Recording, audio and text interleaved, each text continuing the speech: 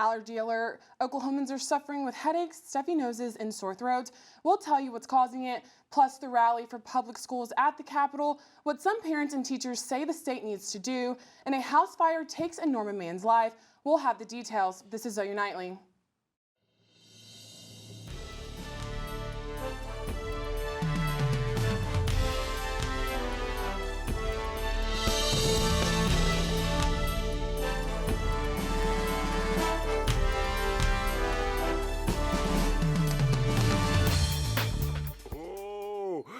Just imagine if there's one little wisp of wind, that pollen goes everywhere. And that's just what is happening all over Oklahoma today. Thanks for watching OU Nightly. I'm Amaya Ward. And I'm Jimmy Wicks. Tonight we'll get right into the allergy report, but first we do have some breaking news. OU Police has confirmed to OU Nightly that students are being evacuated from the Bizzell Memorial Library. Fire alarms did go off and all the students were sent outside. OU Police says the Norman Fire Marshal is on the scene investigating right now. They cannot tell us whether there was a fire or why the fire alarm went off. Well, let's get right over to meteorologist Brayden Siau. Brayden, the levels of cedar tree pollen are really high. Yeah, Amaya, and unfortunately this is going to continue as we head through the rest of the week. And right now, as you can see on the allergy index, we've got very high levels of tree pollen and even a little bit of mold pollen, but definitely this tree pollen is the big story. And the reason behind this is the fact that we've got these winds streaming in from the Texas Panhandle and southwestern Oklahoma across central Oklahoma. And this is bringing a lot of cedar pollen here into central Oklahoma. And this is going to continue as we head into the rest of the week as these winds continue to stream out of the southwest. And whenever we look at the weather headlines coming up in OU Nightly, I'm going to be talking about these above average temperatures that we've got in place right now, as well as some fire danger. But hopefully this midweek rain chance will put this fire danger at bay. Back over to you. Thanks, Brayden. Today, parents, teachers, and other supporters of public education gathered at the state capitol to make their voices heard. It comes on the heels of legislation that would help prevent tax breaks to anyone wanting to enroll their students in a private school or to homeschool them. OU Nightly's Olivia Dague was there. She's live from the Norman Public Schools Administration building tonight. Olivia. Amaya, teachers from this district and others gathered at the Capitol today. They wanted to make sure their voices were heard. Public schools are available for all children. The Capitol was buzzing today with the celebration of public schools, something these supporters feel is in danger. Part of Governor Stitt's education plan involves what he calls school choice, a voucher system for private and charter schools. These supporters insist that public funds belong in public schools. Talking about taking money away from these public schools to give it to private schools so that there's less oversight, it's just ingenuous and it doesn't serve the public. Stitt claims that school choice gives control back to parents, but those at the rally today feel that teachers need to feel supported as part of the community, not feeling attacked. That are sitting in classrooms today, and they deserve to have the resources they need, the teachers and support professionals they need to be there in their classrooms. Teachers highlighted the importance of fighting for educators and students, reminding the crowd the effort of advocacy is a marathon and a sprint. To remember the long-term systemic change that we're fighting for, but also the fact that the urgency is now. Our students don't get years back in their educational process. Public versus private education is the hot button issue this legislative season. It's expected these demonstrators will be back later this spring. Reporting live, Olivia Dague, OU Nightly.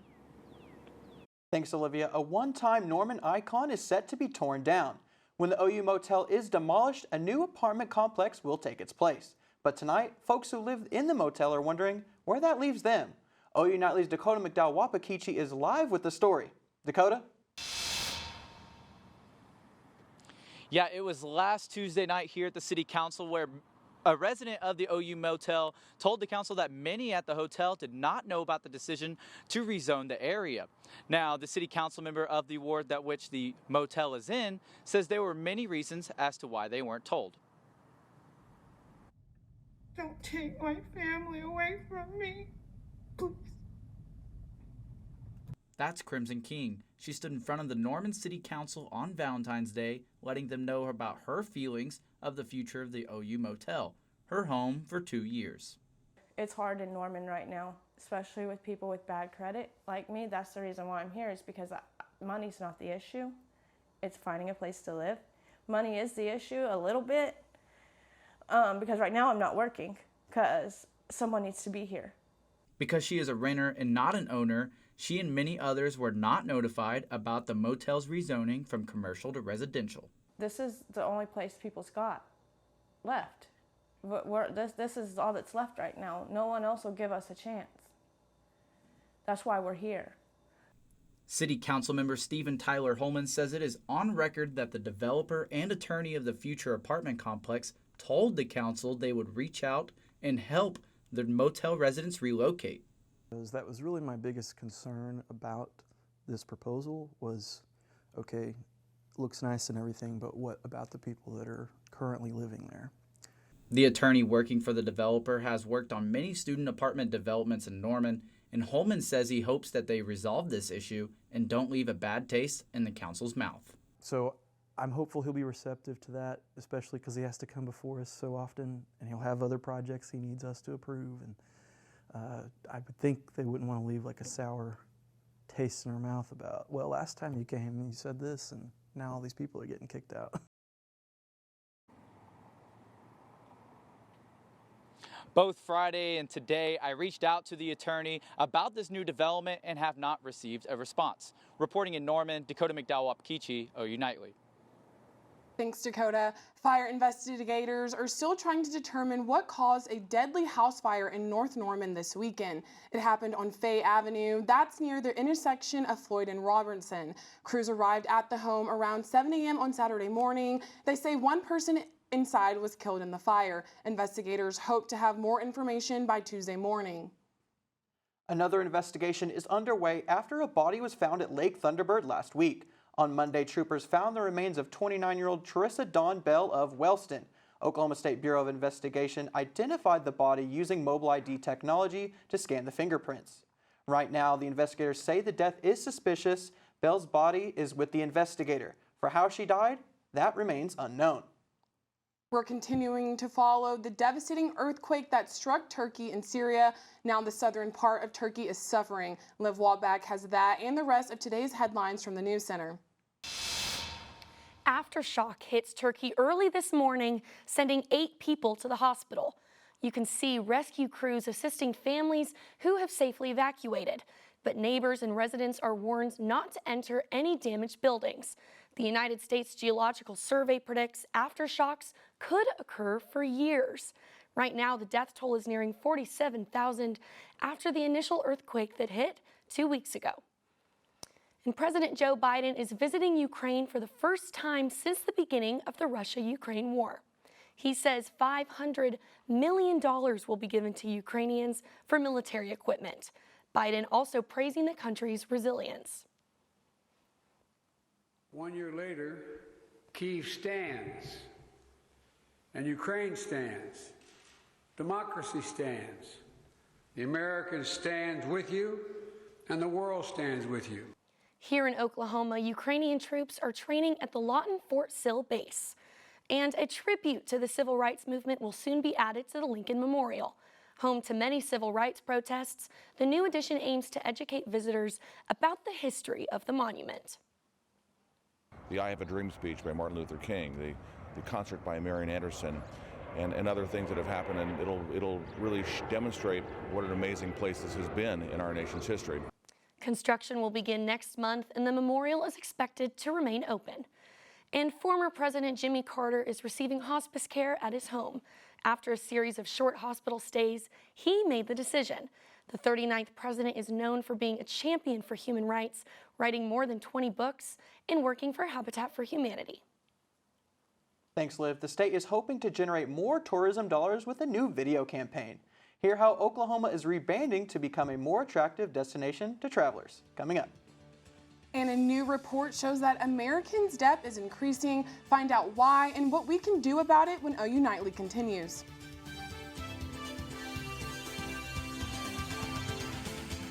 The Oklahoma Tourism and Recreation Department releasing a 6-part campaign to get more people to Oklahoma.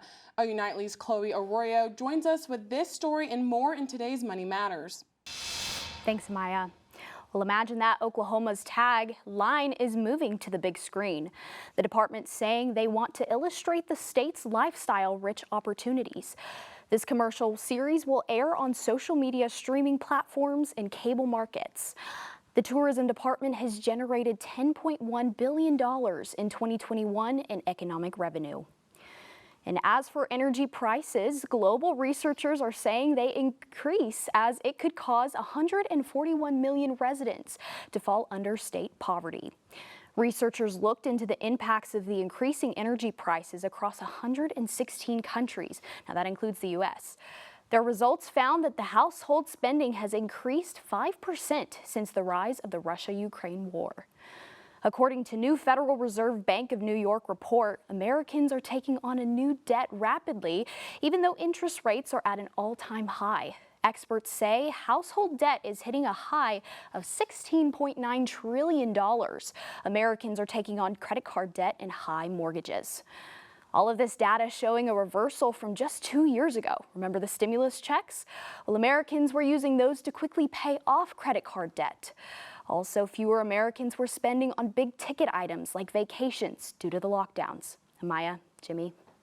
Thanks, Chloe. The Gender Inequality Center is hosting its first annual Career Creativity Week on campus. Stick around for more information about events held on campus later this week. And temperatures on campus are much warmer today. Brayden, is this warm weather staying, or are we going to need to get a jacket again? Well, this warm weather will stick around for the next couple of days before a cold front pushes through later this week, bringing the cooler weather back into Norman. I'll have more on this coming up on OU Nightly.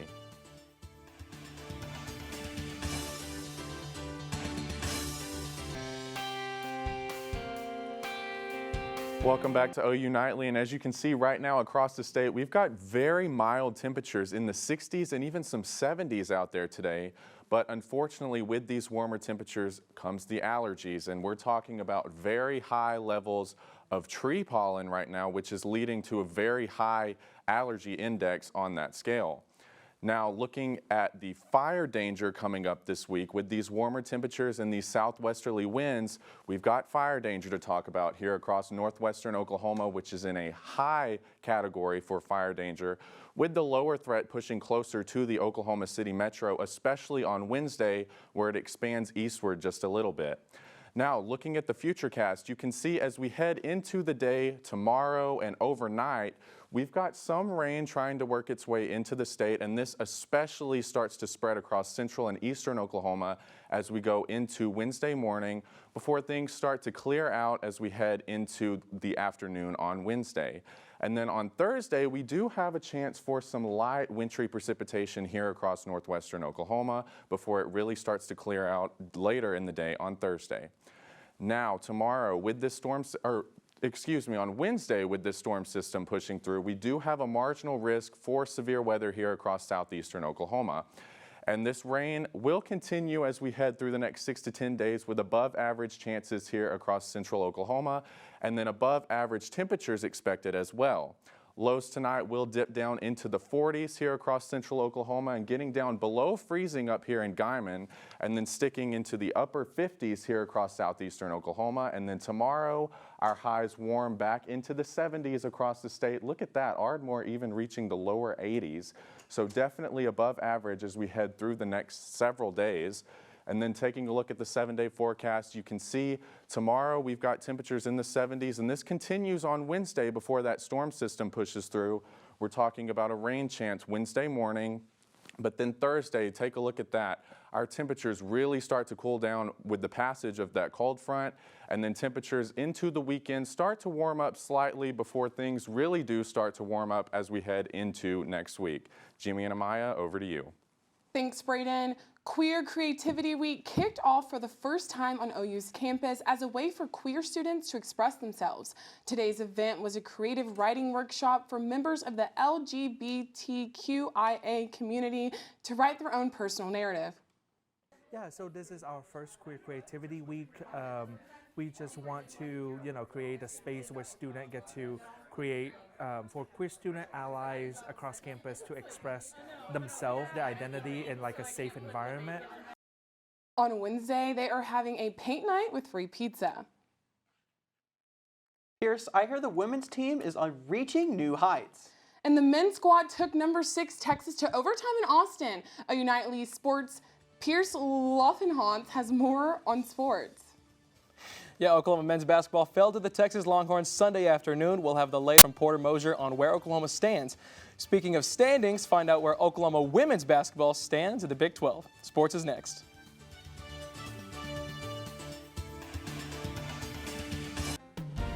Hello, I'm Pierce Loeffelholz, and it's time for sports. We'll kick off after a busy weekend of Sooner sports on the hardwood. Oklahoma women's basketball took a trip to Lawrence, Kansas to take on the Jayhawks in a nail-biter. Here's something you don't see often. The Jayhawks starters combined for all 80 of the team's points. 0 points from the bench.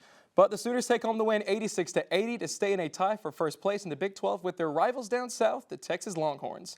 Oklahoma men's basketball was also on the road at the 6th-ranked Texas Longhorns. Grant Sherfield led the team with 18 points as the Sooners fell 85-83 in overtime. Oklahoma now turns their attention to Texas Tech, who comes to Norman Tuesday night. OU head coach Porter Moser noticed Tech's new health and confidence. They got some guys playing their best basketball of the year. I think Jalen Tyson's playing the best he's played all year. I think Damian Harmon is playing the best he's played all year. Like he's been kind of doing it for a while now. And then they got their defense. They hang their hat on their defense. I mean, the way how well they guard, and then if they got confidence making shots, they made a lot of threes at West Virginia. So you're just seeing a very confident team. The Oklahoma men's gymnastics team has jumped to the #1 ranking per the College Gymnastics Association. The men boast a win over last year's national champion, the Stanford Cardinal. The Sooners will travel to Louisville, Kentucky for the Winter Cup on Friday. Oklahoma women's gymnastics continued their reign at the top of the rankings with a dominant win over Texas Women's University on Sunday afternoon, which keeps them undefeated at 11-0. The Sooners start a 2-week homestand against West Virginia on Friday night. Oklahoma baseball dropped their opening series to California Baptist to start the season 1-2. The Sooners started the season hot, winning the season opener 5-2, but lost the second game 2-5. The Lancers broke free in the series finale with a 3-run bomb to right field in the 8th to win 6-3. Oklahoma is currently losing to Air Force 6-5 in the top of the 6th. Sooner softball takes their first loss of the season on Sunday afternoon to the Baylor Bears in their final game of the Getterman Classic. Oklahoma outscored their previous opponents 41-0 with 3-run rules. The Sooners allowed 4 runs in the 3rd inning against the Bears, including a 3-run blast down the left field line. Oklahoma goes back on the road Friday for the Mary Nutter Collegiate Classic in Cathedral City, California. Sooner softball may have lost their first game of the year, but they've celebrated at the end of the year for 2 years in a row now, so I think they'll be fine. Jimmy, I hear you've got more on a celebration yourself. That's right, Pierce. The Norman community went all out with the Mardi Gras festivities. Find out how residents kept the tradition alive when we come back.